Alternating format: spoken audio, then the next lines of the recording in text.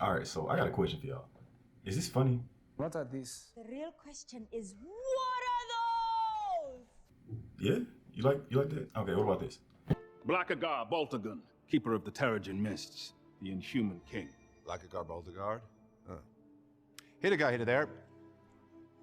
Yeah, I didn't think so either. I can recall a time where a franchise that I hold so near and dear to my heart had to focus on witty dialogue, character progression, creating an expanding universe that had a really bright future at the time. Cut to now, and we have a focus on an overabundance of jokes that don't really land well, have poor placement, and it seems like all of the jokes seem to have this intentional element of randomness.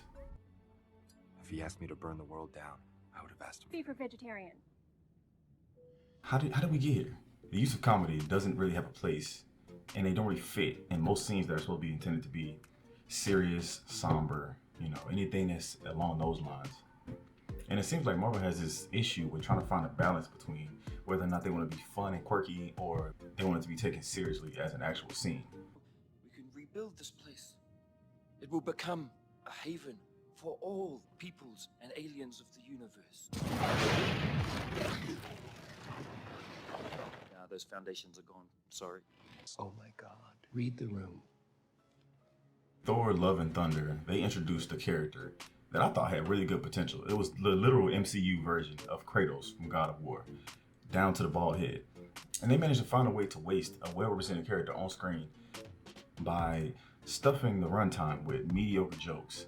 They've been doing Thor dirty for a while now. Like, even after this man lost multiple family members, everybody in his family is gone. Even people that's not part of his family are gone. His entire species, his entire race is gone. And they continue to make Thor the butt of every joke and throughout his movies. And it's almost like he's become like a second-rate character, not to be taken serious at all. Initially, Thor had, a lot of confidence. He had pride. He had all of these elements that made him a likable character with some comedy sprinkled in. I will say that in terms of, attempting to allow scenes to play out and be dramatic and be emotional, Black Panther 2 definitely held its own in that regard. They allowed us, the audience, to take a break from the ridiculous comedy in certain points of it, because it definitely had some funnies in there. And they allowed us to honestly sit back and mourn the on-screen loss of Queen Ramonda and the real-life loss of Chadwick Boseman. And I did appreciate those moments in the film for that. And Marvel has definitely shifted their entire viewpoint of trying to sneak in a joke here and there to, keep the audience at bay, keep the audience engaged, even in the moments where it's not exactly action, it's in between scenes, character development, things like that. And then going from not focusing on those other elements to simply just, here's a funny quip, here's a wisecrack. And in doing that, they honestly drown out any type of, dramatic buildup or anticipation towards the emotional moment that they were even going for.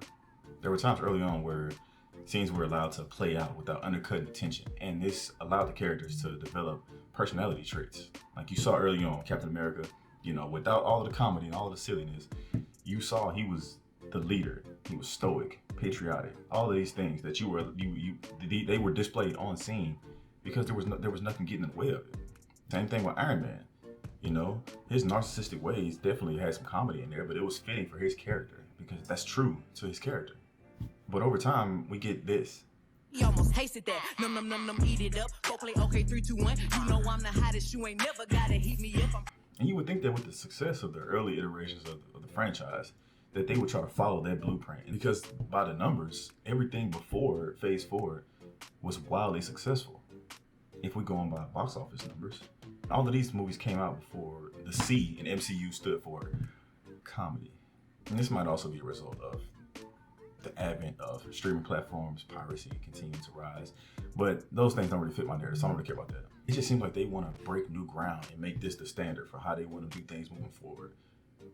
Like, I recently watched Ant-Man and the Wasp: Quantumania, and again, more scenes like this. My name is Darren, and I am not a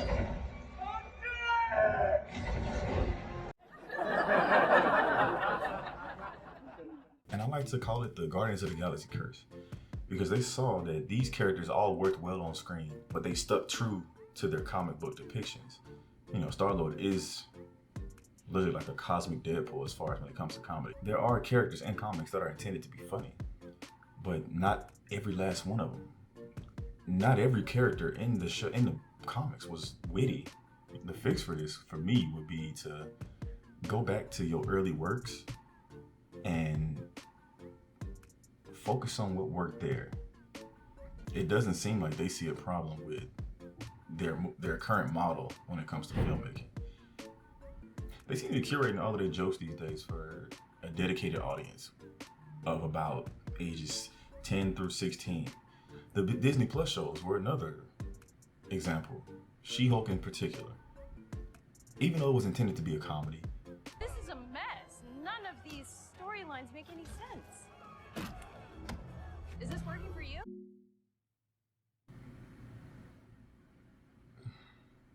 And it's ironic because the only one that I could actually take serious from episode to episode was the animated one. What If? That was the one that had actual character progression and story-driven dialogue throughout, with a few jokes. Phase 4 and upward seems to be going south, and with the exception of Spider-Man: No Way Home, that was my favorite one so far out of those, and it made me go look at the writers. You know, some of these writers have been there from the beginning, and then some of them they picked up along the way, and you can see the difference. Even with all of that being said, I'm still excited to see how they do, because I know Guardians of the Galaxy 3 is going to be a huge success, because it's intended to be funny. It's intended to be funny. It's much more digestible for us as an audience and to accept an abundance of jokes. You know, Guardians of the Galaxy, they continue to have, you know, decent stories that, you know, that drive the overall saga forward. They're a funny bunch of characters, so we can take a few jokes of those. Phase 1 through 3 was just so good, man. I had a couple duds in there though. Thor 2 was certainly a dud. The schedule for Phase 5 and Phase 6, Captain America: New World Order. I'm expecting big things by comparison to Civil War. That's what I'm imagining when I look at that. But the rest of this lineup, man, it's looking kind of grim. I'm not gonna lie, it's looking kind of grim. But that's all I got, man. I appreciate y'all.